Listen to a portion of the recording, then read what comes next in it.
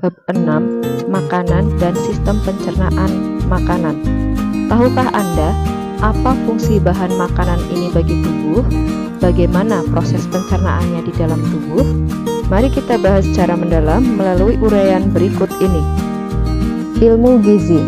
Ilmu gizi adalah ilmu yang mempelajari segala sesuatu tentang makanan dan hubungannya dengan kesehatan optimal. Dalam ilmu gizi, terdapat beberapa istilah yang digunakan antara lain sebagai berikut. Yang pertama, zat gizi atau nutrisi, unsur atau ikatan kimia yang diperlukan oleh tubuh untuk melakukan fungsi seperti menghasilkan energi, membangun dan memelihara jaringan tubuh, serta mengatur proses-proses kehidupan dalam tubuh. Yang kedua, nutrisi esensial, nutrisi yang tidak dapat disintesis oleh tubuh sehingga harus diperoleh dari makanan. Yang ketiga, status gizi, status kesehatan yang dihasilkan oleh keseimbangan antara kebutuhan dengan masukan nutrisi. Status gizi dapat dibedakan menjadi status gizi buruk, kurang, baik, dan lebih. Diet, pilihan makanan yang lazim dimakan seseorang atau suatu populasi. B. Makanan dan zat-zat makanan.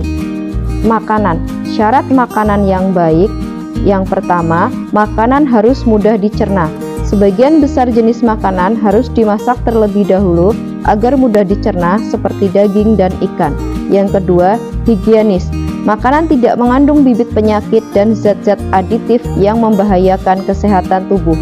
Yang ketiga, makanan mengandung zat gizi atau nutrisi dengan jumlah yang mencukupi sesuai dengan yang diperlukan tubuh, seperti mengandung karbohidrat, protein, lemak, vitamin, garam-garam mineral, dan air. Selanjutnya, makanan juga harus mengandung kalori dengan jumlah yang mencukupi kebutuhan tubuh. Fungsi utama makanan di dalam tubuh. Sumber energi, yaitu makanan yang mengandung lemak, protein, dan karbohidrat. Yang kedua, pertumbuhan dan pemeliharaan jaringan tubuh, yaitu makanan yang mengandung protein, mineral, dan air. Yang ketiga, mengatur proses tubuh, yaitu makanan yang mengandung protein, mineral, air, dan vitamin. Yang keempat, pelindung tubuh terhadap lingkungan dan bibit penyakit. Zat-zat makanan. Yang pertama, karbohidrat. Karbohidrat merupakan senyawa yang terdiri atas karbon, hidrogen, dan oksigen. Rumus umum karbohidrat adalah CnH2nOn. Karbohidrat dapat diklasifikasikan menjadi 3 kelompok sebagai berikut. Yang pertama, kelompok monosakarida terdiri atas 1 gugus gula, contohnya glukosa, fruktosa, dan galaktosa. Yang kedua, disakarida terdiri atas 2 gugus gula, contohnya sukrosa, laktosa, dan maltosa, di mana glukosa yang bergabung dengan fruktosa akan membentuk sukrosa, glukosa yang bergabung dengan galaktosa membentuk laktosa, sedangkan untuk glukosa yang bergabung dengan glukosa membentuk maltosa. Yang ketiga, polisakarida terdiri atas banyak gugus gula, contohnya pati. Ada 2 tipe pati, yaitu amilosa dan amilopektin. Fungsi karbohidrat antara lain sebagai berikut. Yang pertama, sebagai sumber energi. Setiap 1 gram karbohidrat menghasilkan sekitar 4,1 kilokalori atau 17 kilojoule. Karbohidrat merupakan sumber utama energi bagi penduduk di seluruh dunia karena banyak terdapat di alam dan harganya relatif murah. Yang kedua, pengatur metabolisme lemak.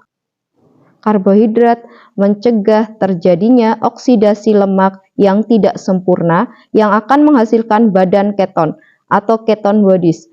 Yang ketiga, menghemat protein. Jika kebutuhan karbohidrat tercukupi, maka protein tidak digunakan sebagai sumber energi. Yang keempat, membantu pengeluaran feses.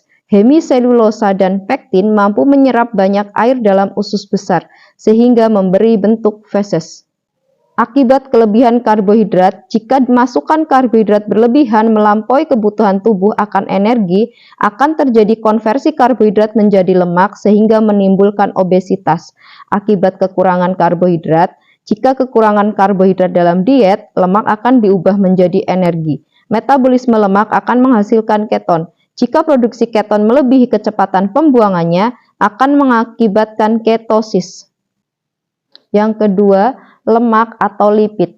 Istilah lipid meliputi senyawa-senyawa heterogen termasuk lemak dan minyak. Lemak atau minyak terdiri atas gabungan gliserol dengan asam-asam lemak. Sumber lemak antara lain lemak hewan atau gajih yang berasal dari berbagai jenis hewan, misalnya sapi, kambing, unggas, kelinci, telur, susu, produk olahan susu yaitu krim, mentega atau butter, keju, dan minyak ikan. Selanjutnya, lemak nabati. Contohnya, minyak zaitun, minyak kelapa sawit, minyak kelapa, minyak biji kapas, dan minyak jagung. Semua minyak nabati mengandung sterol, bukan kolesterol.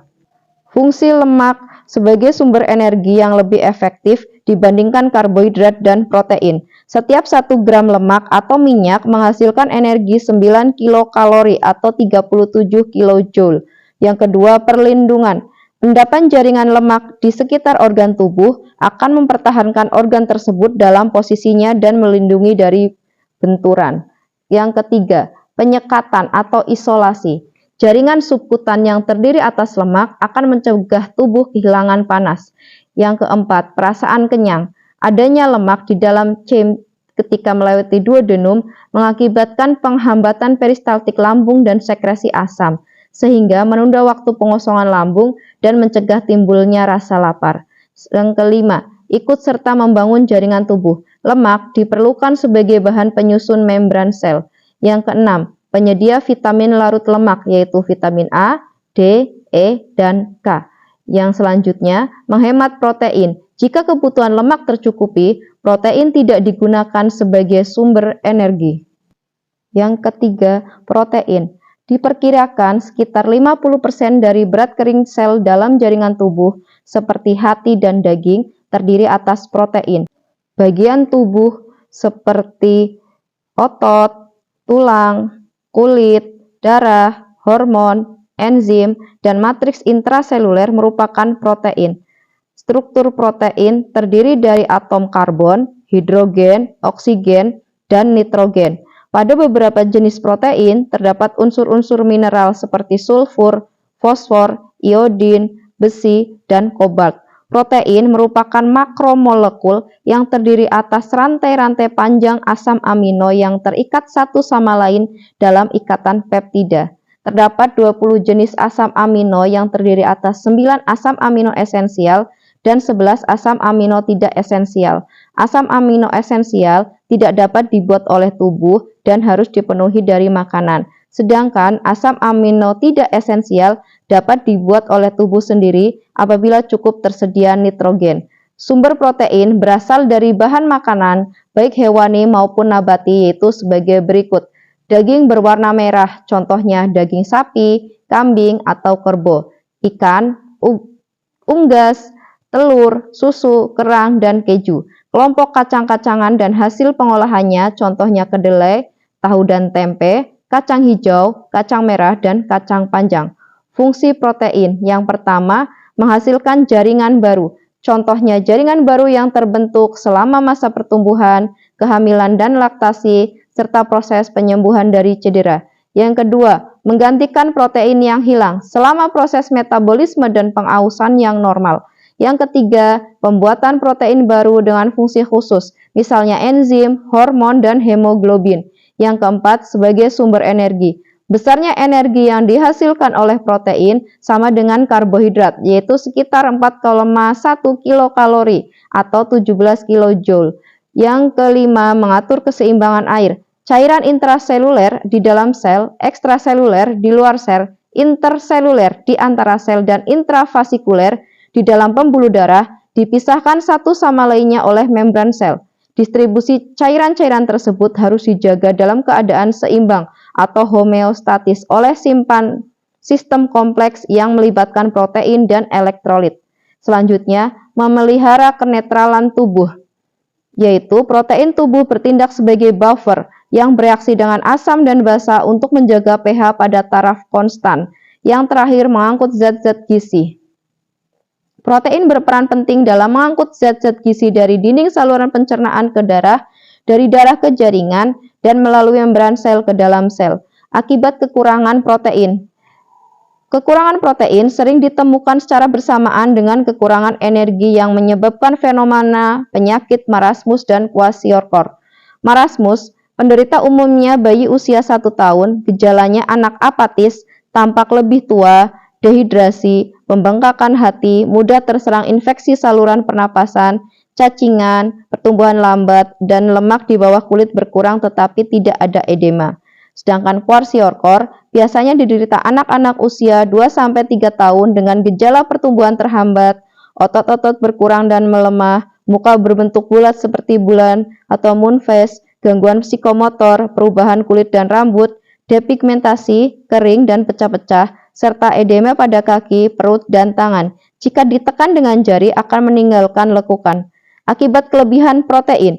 Protein yang berlebihan tidak menguntungkan tubuh karena dapat menyebabkan obesitas, asidosis, dehidrasi, diare, kenaikan amonia dan urea dalam darah, serta demam.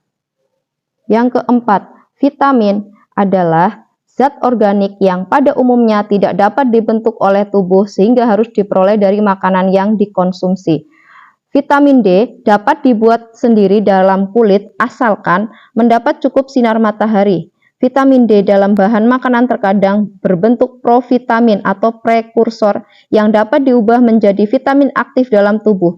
Jika tubuh kekurangan vitamin, akan menyebabkan penyakit kekurangan vitamin atau defisiensi yang disebut avitaminosis.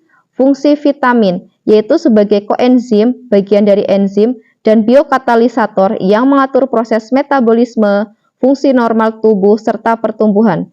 Vitamin dapat dikelompokkan menjadi 2 golongan sebagai berikut. Yang pertama, vitamin yang larut dalam air, yaitu vitamin B kompleks yang terdiri atas B1 atau tiamin, B2 riboflavin, B3 niasin, B5 asam pantotenat, B6 piridoksin, B11 asam folat, B12 cyanokobalamin, vitamin H atau biotin, dan vitamin C atau asam askorbat. Yang kedua, vitamin yang larut dalam lemak atau minyak, yaitu vitamin A, retinol, vitamin D, kalsiferol, vitamin E, tokoferol, dan vitamin K, antidikumerol atau manadion. Yang kelima, mineral. Sebagian besar bahan makanan terdiri atas 96% air dan bahan organik. Sisanya adalah unsur-unsur mineral. Mineral berfungsi sebagai zat pembangun dan pengatur yang berperan dalam pemeliharaan fungsi tubuh pada tingkat sel, jaringan, organ, dan fungsi tubuh secara keseluruhan. Mineral dapat dibedakan menjadi 2 kelompok, yaitu sebagai berikut. Yang pertama, mineral makro, diperlukan tubuh dalam jumlah banyak, contohnya natrium, kalium, kalsium, fosfor, magnesium, dan sulfur. Sedangkan untuk mineral mikro yang dibutuhkan tubuh dalam jumlah sedikit antara lain ferum atau zat besi, zinc, iodin, selenium, mangan, fluorin, kuprum atau tembaga, kromium, molybdenum, dan kobalt. C. Air. Tubuh kita sebagian besar tersusun dari air, yaitu sebanyak 55-60% dari berat badan orang dewasa atau 70% dari bagian tubuh tanpa lemak atau sekitar 47 liter. Oleh karena itu, tubuh kita setiap hari memerlukan air sekitar 2,5 liter untuk orang dewasa yang berasal dari air minum sekitar 1,5 liter dan yang berasal dari makanan sekitar 1 liter. Fungsi air bagi tubuh yaitu sebagai berikut. Yang pertama, pelarut dan pengangkut zat-zat gizi, misalnya karbohidrat, asam amino, lemak, vitamin, dan mineral, serta oksigen, hormon, dan sisa-sisa metabolisme, misalnya karbon dioksida dan urea. Yang kedua, sebagai katalisator, yaitu yang berperan dalam reaksi-reaksi di dalam sel dan organ, misalnya di dalam saluran pencernaan, atau memecah atau menghidrolisis zat makanan kompleks menjadi lebih sederhana. Yang ketiga, sebagai pelumas dalam persendian tulang-tulang. Yang keempat, sebagai pengatur suhu tubuh dengan cara mendistribusikan panas dalam tubuh dan membuang kelebihan panas melalui pengeluaran keringat. Air mengatur tekanan osmosis dalam sel. Yang keempat, sebagai pelindung, yaitu air melindungi organ tubuh, misalnya mata dan jaringan saraf, sumsum tulang belakang, serta janin dalam kantong ketuban. Yang terakhir sebagai zat pembangun, air merupakan bagian dari penyusun jaringan tubuh. D. Zat aditif makanan, yaitu bahan yang ditambahkan dan dicampurkan pada waktu proses pengolahan makanan. Berdasarkan sumber asalnya, zat aditif dapat dikelompokkan menjadi dua golongan, yaitu sebagai berikut. 1. Aditif alamiah, contohnya ekstrak kunyit dan daun pandan untuk pewarna, serta air jeruk untuk memberi rasa asam. Yang kedua, aditif sintetis atau buatan, lebih pekat, lebih stabil, biasanya lebih murah, tetapi terkadang mengandung zat-zat yang berbahaya bagi kesehatan tubuh atau bersifat karsinogenik yang merangsang terjadinya kanker. Contohnya, monosodium glutamat (MSG) sebagai penyedap rasa, boraks sebagai pengawet, dan pewarna tetrazin yang dapat menimbulkan reaksi alergi pada sebagian orang. E. Teknologi pengolahan dan keamanan pangan. Teknologi pengolahan pangan adalah teknik untuk mengubah bahan mentah menjadi makanan atau mengubah makanan menjadi makanan bentuk lain untuk dikonsumsi yang dilakukan oleh manusia atau industri pengolahan makanan. Tujuannya, yang pertama, makanan menjadi mudah dicerna oleh tubuh. Yang kedua, meningkatkan kualitas pangan. Yang ketiga, meningkatkan nilai gizi makanan. Yang keempat, membebaskan makanan dari mikroorganisme dan zat-zat yang membahayakan kesehatan. Yang kelima, memperpanjang masa simpan. Mekanisme pengolahan pangan meliputi 3 tahapan, yaitu sebagai berikut. Yang pertama, persiapan bahan makanan, yaitu mempersiapkan bahan makanan dan bumbu-bumbu sebelum dilakukan kegiatan pemasakan. Yang kedua, pengolahan bahan makanan, yaitu serangkaian kegiatan mengubah bahan makanan mentah menjadi makanan yang siap dimakan. Proses pengolahan bahan makanan dimulai dari membersihkan atau mencuci, memotong, hingga proses memasak. Yang ketiga yaitu distribusi dan penyajian makanan.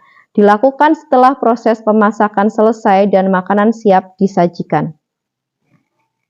Teknik dasar pengolahan pangan dibedakan menjadi 2 macam, yaitu sebagai berikut. Yang pertama, teknik pengolahan panas basah, yaitu mengolah makanan menggunakan cairan yang sudah mendidih. Contohnya, teknik boiling, poaching, braising, stewing atau menggulai, dan steaming atau mengukus. Yang kedua, teknik pengolahan panas kering, yaitu mengolah makanan tanpa bantuan cairan. Contohnya, teknik deep frying, shallow frying, roasting, baking, dan grilling. F. Kebutuhan dan keseimbangan energi. A. Kebutuhan energi. Terdapat 3 komponen untuk menghitung kebutuhan energi, yaitu angka metabolisme basal, AMB, atau basal metabolism rate, BMR, aktivitas fisik, dan efek makanan. Metabolisme basal membutuhkan energi paling banyak, yaitu sekitar 66,7% dari total energi yang dikeluarkan seseorang. 1. Angka metabolisme basal, atau AMB, adalah kebutuhan minimal energi untuk melakukan proses tubuh yang vital. Proses tubuh vital meliputi mempertahankan tonus otot, sistem peredaran darah, pernapasan, metabolisme sel, dan mempertahankan suhu tubuh. AMB dipengaruhi oleh beberapa faktor antara lain jenis kelamin, umur, ukuran tubuh, komposisi tubuh, ditentukan lemak dan otot, tingkat kesehatan, suhu lingkungan, suhu tubuh, aktivitas, sekresi hormon, status gizi, kebiasaan merokok, serta keadaan hamil atau menyusui. AMB dinyatakan dalam satuan kilokalori untuk setiap kilogram berat badan per jam. Cara menghitung AMB atau BMR dapat dilakukan dengan menggunakan beberapa rumus sebagai berikut. A. Menghitung AMB berdasarkan berat badan. Untuk AMB laki-laki adalah berat badan dalam kilogram dikalikan 1 kilokalori dikali 24 jam. Sedangkan untuk AMB wanita yaitu berat badan dalam kilogram dikali 0,9 kilokalori dikali 24 jam. Sedangkan untuk menghitung AMB dengan menggunakan umur, jenis kelamin, dan berat badan menurut FAO, WHO, dan UNU yaitu sebagai berikut. Ditampilkan dalam tabel sebagai berikut berdasarkan kelompok umur, jenis kelamin, terdapat kelompok umur 0 sampai 3 tahun, 3 sampai 10 tahun, 10 sampai 18 tahun, 18 sampai 30 tahun, 30 tahun sampai 60 tahun, serta di atas 60 tahun, serta untuk jenis kelamin laki-laki dan perempuan. Silahkan tabelnya diperhatikan. Contohnya, seorang perempuan berusia 27 tahun memiliki berat badan 45 kg, yaitu menghitung AMB dengan rumus 14,7 dikalikan berat badan, yaitu 45 kg ditambahkan 496, sehingga hasilnya adalah 1157,5 kilokalori. Keseimbangan energi seseorang dapat dicapai jika makanan yang dikonsumsi dapat menghasilkan energi dalam jumlah yang sama dengan energi yang dikeluarkan. Keseimbangan energi dapat ditentukan oleh berat badan ideal dan indeks massa tubuh, IMT atau Body Mass Index, BMI. 1. Penentuan berat badan ideal. Berat badan ideal dalam kilogram yaitu dengan rumus tinggi badan dalam senti dikurangi 100 dikurangi 10% dari selisih tinggi badan dalam senti dikurangi 100. Yang kedua, penentuan indeks massa tubuh atau IMT ditentukan oleh pengukuran berat badan dan tinggi badan dengan rumus sebagai berikut. IMT adalah berat badan dalam kilogram dibagi dengan tinggi badan dalam meter dikuadratkan. Nanti akan ketemu tabel batas ambang indeks massa tubuh IMT di Indonesia. Untuk IMT di bawah 17 masuk kelompok kurus dengan kategori kekurangan berat badan tingkat berat. Sedangkan untuk IMT 17 sampai 18,5 kelompok kurus dengan kategori kekurangan berat badan tingkat ringan. Untuk IMT 18,5 sampai 25 kelompok normal kategori normal. IMT di atas 25 sampai 27 kelompok gemuk dengan kategori kelebihan berat badan tingkat ringan. Sedangkan untuk IMT di atas 27 termasuk kelompok gemuk dengan kategori kelebihan berat badan tingkat berat. Menyusun menu makanan seimbang. Menu seimbang adalah menu yang terdiri atas beraneka ragam makanan dalam jumlah dan proporsi yang sesuai sehingga memenuhi kebutuhan gizi seseorang. Pola menu seimbang yang diperkenalkan kepada masyarakat Indonesia yaitu pola menu 4 sehat dan 5 sempurna, yaitu terdiri dari makanan pokok, lauk, sayur, buah, dan susu. Materi pokok yang kedua, sistem pencernaan makanan pada manusia. Pencernaan makanan meliputi beberapa proses sebagai berikut. 1. Ingesti, masuknya makanan ke dalam mulut. 2. Pemotongan dan penggilingan makanan yang dilakukan oleh gigi dengan bantuan saliva. Yang ketiga, peristaltik, gerakan kontraksi otot polos agar makanan tertelan dan masuk ke dalam saluran pencernaan. Yang keempat, digesti, menguraikan molekul besar menjadi kecil. Yang kelima, absorpsi, gerakan produk akhir pencernaan ke dalam sirkulasi darah untuk digunakan oleh sel-sel tubuh.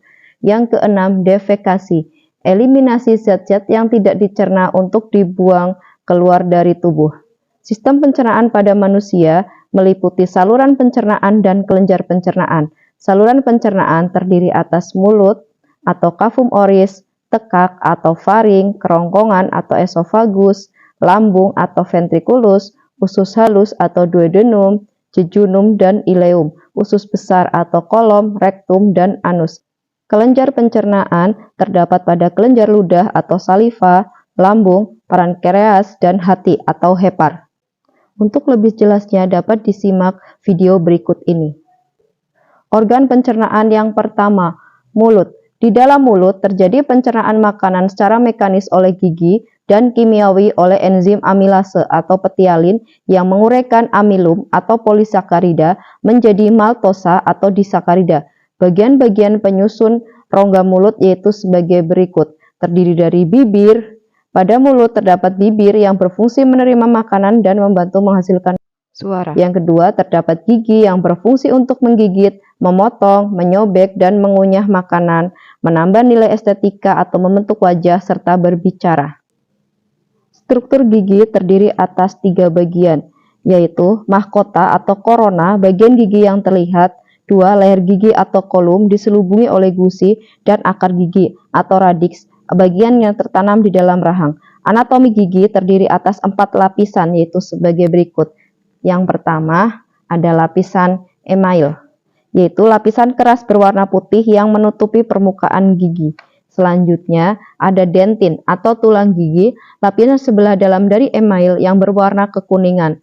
Selanjutnya ada sementum, lapisan luar akar gigi yang berbatasan dengan tulang rahang. Sementum berfungsi membantu menahan gigi agar tetap melekat pada gusi atau gingiva. Yang kelima, pulpa atau rongga gigi. Di dalamnya terdapat pembuluh darah dan serabut saraf yang menjulur hingga akar gigi. Lidah. Lidah berfungsi untuk menggerakkan makanan saat dikunyah atau ditelan, mengecap rasa, dan membantu produksi suara untuk berbicara. Pada permukaan dorsal lidah terdapat papila-papila yang membentuk tekstur kasar. Papila fungiformis dan circumvallata memiliki kuncup-kuncup pengecap rasa. Kelenjar saliva. Di dalam mulut terdapat 3 pasang kelenjar saliva, yaitu kelenjar parotid, kelenjar ludah terbesar terletak agak ke bawah di depan telinga. Yang kedua, kelenjar submandibula terletak di rahang bawah, dan sublingual terletak di bawah lidah dekat kelenjar submandibular. Fungsi saliva yaitu sebagai berikut: melarutkan makanan untuk mengecapan rasa, melembabkan dan melumasi makanan agar mudah ditelan, menguraikan amilum menjadi maltosa karena mengandung enzim amilase, membuang asam urat, urea, virus, logam, dan obat-obatan yang diekskresikan ke dalam saliva. Yang kelima, membersihkan rongga mulut dan mencegah kerusakan gigi karena mengandung zat antibakteri dan antibodi. Komposisi saliva yaitu sebagai berikut: sekresi serosa mengandung 98% air, enzim amilase, dan ion yaitu natrium, klorida, bikarbonat, dan kalium. Yang kedua, sekresi mukus lebih kental serta mengandung glikoprotein atau musin, ion, dan air. B. Faring. Faring berbentuk seperti tabung yang berhubungan dengan rongga hidung, rongga telinga tengah, dan laring. Faring berfungsi untuk membawa makanan dari rongga mulut menuju ke esofagus. C. Kerongkongan atau esofagus yang berfungsi menggerakkan makanan dari faring ke lambung dengan gerakan peristaltik. Mukosa esofagus memproduksi mukus untuk melumasi dan melindungi esofagus, tetapi tidak menghasilkan enzim pencernaan. Lambung. Lambung adalah organ pencernaan yang berbentuk seperti huruf J, terletak di rongga perut bagian atas sebelah kiri di bagian bawah diafragma. Lambung terbagi menjadi 4 bagian, yaitu kardia, berbatasan dengan esofagus oleh otot sphincter esophageal, fundus, bagian yang membuat terletak di atas sebelah kiri, badan, bagian terbesar lambung terletak di bawah fundus, dan pylorus, bagian bawah yang menyempit berbatasan dengan usus halus oleh otot sphincter pylorus. Kelenjar lambung menghasilkan 2-3 liter cairan lambung atau gastric juice yang mengandung enzim pencernaan, asam klorida, mukus, garam-garam, dan air. Makanan yang masuk ke dalam lambung menjadi senyawa penyangga atau buffer yang meningkatkan pH dan sekresi. Namun, jika tidak ada makanan dalam lambung di antara jam makan, pH lambung rendah dan sekresi terbatas. Hormon gastrin pada lambung merangsang sekresi asam lambung atau HCl. Asam lambung mematikan bakteri-bakteri dalam makanan. Pencernaan secara kimiawi dalam lambung yaitu sebagai berikut. Yang pertama, pencernaan protein. Pepsinogen disekresikan oleh sel utama, diubah menjadi pepsin oleh asam klorida yang dihasilkan oleh sel parietal. Pepsin hanya dapat bekerja pada pH di bawah 5. Pepsin merupakan enzim proteolitik yang menghidrolisis protein menjadi polipeptida atau proteosa atau pepton. Yang dua, renin, diproduksi oleh lambung bayi, berfungsi mengkoagulasi protein susu atau kaseinogen menjadi kasein yang tidak larut. Enzim ini sangat penting untuk mencerna ASI atau air susu ibu. 2. Pencernaan lemak. Lipase lambung disekresi oleh sel utama, menghidrolisis lemak susu menjadi asam lemak dan gliserol, tetapi aktivitasnya terbatas pada kadar pH rendah. Yang ketiga, pencernaan karbohidrat. Enzim amilase dalam saliva yang terbawa bersama bolus akan tetap bekerja dalam lambung. Lambung tidak memproduksi enzim pencernaan karbohidrat. Pankreas terletak secara horizontal di bagian belakang bawah lambung. Pankreas tersusun dari sel-sel eksokrin yang menghasilkan enzim-enzim pencernaan serta sel-sel endokrin, pulau-pulau Langerhans, yang menghasilkan hormon insulin dan glukagon. Insulin berfungsi mengatur penyerapan glukosa darah untuk disimpan sebagai glikogen. Glukagon berfungsi mengatur metabolisme gula darah. Sekresi enzim disalurkan ke duodenum. Enzim pencernaan yang dihasilkan pankreas berfungsi untuk mencerna karbohidrat, protein, dan lemak. Enzim-enzim pankreas yaitu sebagai berikut. Yang pertama, tripsinogen diaktifkan oleh enterokinase yang dihasilkan oleh usus halus menjadi tripsin. Tripsin berfungsi memecah protein dan polipeptida besar menjadi peptida yang lebih kecil. Kemotripsin memiliki fungsi yang sama dengan tripsin, yaitu memecah protein atau polipeptida besar. Lipase menghidrolisis lemak menjadi asam lemak dan gliserol. Amilase menghidrolisis tepung menjadi disakarida atau maltosa, sukrosa, dan laktosa. Selanjutnya, enzim karboksipeptidase, aminopeptidase, dan dipeptidase berfungsi melanjutkan pencernaan protein menjadi asam amino bebas. 2. Hati. Hati memiliki beberapa fungsi antara lain. Yang pertama, menyekresikan empedu untuk emulsi dan absorpsi lemak. Yang kedua, mempertahankan homeostasis gula darah. Yang ketiga, menyimpan gula dalam bentuk glikogen dan mengubahnya kembali menjadi glukosa jika diperlukan. Yang keempat, menyintesis lemak dari karbohidrat dan protein serta mengatur penyimpanan maupun pemakaian lemak. Yang kelima, menyimpan mineral, vitamin larut lemak, serta toksin dari pestisida atau obat-obatan yang tidak dapat diuraikan dan diekspresikan. Yang terakhir, produksi panas dari aktivitas kimia dalam hati, terutama saat tidur. 3. Empedu berupa kantong berbentuk seperti terong berukuran sekitar 10-18 cm, berwarna hijau dan terdapat pada lekukan di bawah lobus kanan hati. Empedu berfungsi menyimpan cairan empedu yang disekresikan oleh sel-sel hati dengan kapasitas total 30-60 ml. Cairan empedu bersifat alkali, terdiri atas air, garam empedu, pigmen empedu, kolesterol, musin, dan zat lainnya. Garam empedu berfungsi mengemulsikan lemak, memperlancar kerja enzim lipase dalam memecah lemak, dan membantu absorpsi hasil pencernaan lemak, gliserin, dan asam lemak. Pigmen empedu disalurkan ke usus halus. Sebagian berubah menjadi sterkobilin yang mewarnai feses, sebagian lainnya diabsorpsi kembali oleh aliran darah dan berubah menjadi urobilin yang mewarnai urin. Berikut merupakan gambar kelenjar hati, pankreas, dan empedu. Organ pencernaan selanjutnya yaitu usus halus atau intestinum tenu. Usus halus berbentuk tabung yang terletak di antara lambung dan usus besar, berdiameter 2,5 cm dan panjang 3-5 meter. Usus halus terdiri atas 3 bagian, yaitu usus 12 jari duodenum dengan panjang 25-30 cm, usus kosong jejunum dengan panjang 1-1,5 meter, dan usus penyerapan atau ileum dengan panjang 2-2,5 meter. Struktur usus halus memiliki banyak jonjot usus atau villi yang berfungsi memperluas permukaan penyerapan sehingga makanan dapat terserap sempurna. Setiap jonjot usus mengandung jaring-jaring kapiler dan pembuluh limfa atau lakteal. Pada duodenum terdapat muara saluran dari pankreas dan empedu. Pada usus halus terjadi gerakan peristaltik dari kontraksi ritmik otot polos longitudinal dan sirkuler yang menggerakkan kimus atau bubur usus ke arah bawah di sepanjang saluran. Usus berfungsi mencerna makanan secara kimiawi dengan enzim-enzim yang berasal dari kelenjar usus, pankreas, dan empedu yang dihasilkan oleh hati. Zat makanan yang diabsorpsi, karbohidrat, enzim amilase, maltase, sukrase, dan laktase. Protein, enzim tripsin, kemotripsin, erepsin. Lemak, enzim lipase pankreas dan lipase usus. Air, elektrolit, dan vitamin. Usus besar atau kolon tidak memiliki jonjot usus, tetapi memiliki daya renggang yang cukup besar. Usus besar terdiri atas bagian-bagian seperti berikut.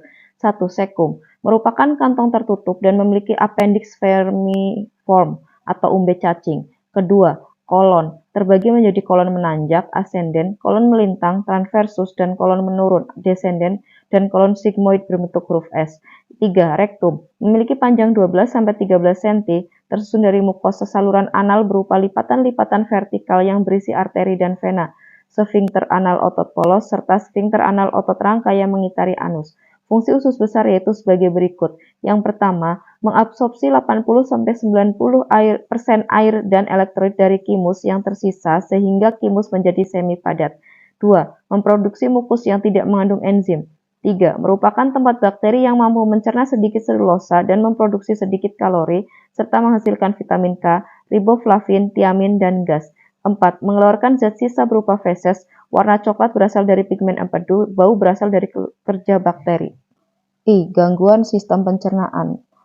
Yang pertama, appendicitis. Peradangan apendiks atau umbe cacing akibat penyumbatan oleh bahan tinja yang mengeras dan tersangkut di dalam apendiks yang berakibat pembengkakan dan terisi pus atau nanah oleh jaringan mati.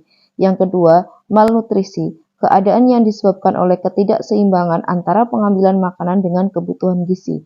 3. Malabsorpsi, penyerapan nutrisi yang buruk dari saluran pencernaan ke dalam aliran darah sehingga menyebabkan kekurangan gizi. Yang keempat, parositis, gondongan atau mumps, suatu penyakit menular yang menyebabkan pembengkakan kelenjar ludah atau kelenjar parotis pada leher bagian atas pipi bagian bawah disebabkan oleh virus paramyxovirus. 5. Peritonitis, peradangan pada peritoneum atau jaringan tipis yang melapisi organ-organ yang terletak di dalam rongga perut. Peradangan dapat disebabkan oleh infeksi bakteri, jamur, virus, bahan kimia iritan, dan benda asing. Selanjutnya, kolik abdomen, gangguan aliran normal isi usus di sepanjang traktus intestinal ditandai dengan kram dan nyeri hebat pada perut yang mungkin disertai dengan mual dan muntah, biasanya disebabkan oleh peradangan. 7. Ulcus pepticum atau luka peradangan kronis pada lapisan lambung dekat duodenum bagian teratas dari usus halus yang disebabkan oleh infeksi bakteri Helicobacter pylori. Karies gigi, penyakit infeksi yang merusak struktur gigi atau gigi menjadi berlubang. Karies gigi dapat disebabkan oleh bakteri penghasil asam. Selanjutnya, sariawan atau stomatitis aftosa, luka pada mulut yang berbentuk bercak berwarna putih kekuningan dengan permukaan agak cekung. Dapat disebabkan oleh luka tergigit, mengonsumsi makanan atau minuman panas, alergi, kekurangan vitamin C dan zat besi, kebersihan mulut tidak terjaga, kelainan pencernaan, faktor psikologis, atau kondisi tubuh yang tidak fit. Selanjutnya, konstipasi atau sembelit dan obstipasi atau konstipasi parah, pengerasan tinja yang berlebihan sehingga sulit buang air besar. Hal tersebut dapat disebabkan oleh makanan yang kurang berserat, buah dan sayuran, atau defekasi yang ditunda terlalu lama. Gastritis atau radang lambung, peradangan pada lambung yang menyebabkan sakit, mulas, dan perih. Gastritis dapat disebabkan oleh asam lambung yang berlebihan, makan tidak teratur, mikroorganisme, mengonsumsi obat-obatan tertentu, alkohol, pola tidur yang tidak teratur, dan stres. Diare, gangguan berupa feses berubah menjadi lembek atau cair yang biasanya terjadi paling sedikit 3 kali dalam 24 jam. Diare dapat disebabkan oleh mikroorganisme, alergi, fruktosa dan laktosa, kelebihan vitamin C, atau mengonsumsi alkohol dan buah-buahan tertentu. Pankreasitis, radang kelenjar pankreas, dapat disebabkan oleh batu empedu dan konsumsi alkohol yang berlebihan. Teknologi sistem pencernaan makanan. Peralatan untuk memeriksa dan menangani gangguan sistem pencernaan makanan yaitu sebagai berikut. Yang pertama, feeding tube, alat berupa selang untuk memberi makan pasien melalui hidung. Yang kedua, stomach tube, alat berbentuk selang yang digunakan untuk mencuci perut, memberi obat-obatan atau mengambil getah lambung. Yang ketiga, rectal tube, alat untuk membersihkan atau mengeluarkan gas-gas dalam rektum. Yang keempat, endoskop, perangkat alat berupa selang panjang fleksibel yang dilengkapi dengan kamera dan alat-alat medis lainnya yang terhubung dengan layar komputer. Alat ini dimasukkan ke dalam tubuh untuk keperluan diagnosis, mengambil jaringan, pemberian obat, serta untuk memasukkan atau mengisap cairan. Demikianlah video yang saya buat pada kesempatan kali ini. Mohon maaf jika masih terdapat banyak kekurangan dan kesalahan. Saran dan kritik masih sangat saya harapkan. Terima kasih. Wassalamualaikum warahmatullahi wabarakatuh.